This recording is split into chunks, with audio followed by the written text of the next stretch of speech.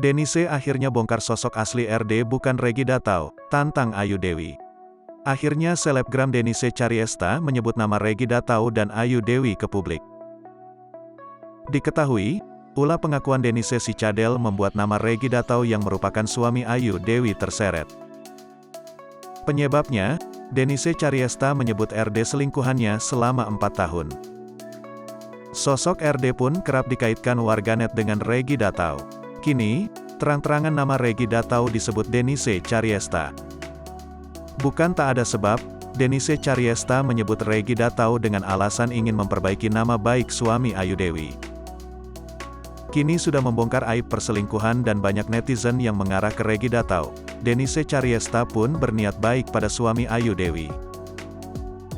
Denise Chariesta mengajak Ayu Dewi dan Regi Datau bertemu. Alih-alih hanya mengundang untuk podcast, tampak gelagat aneh Denise Chariesta.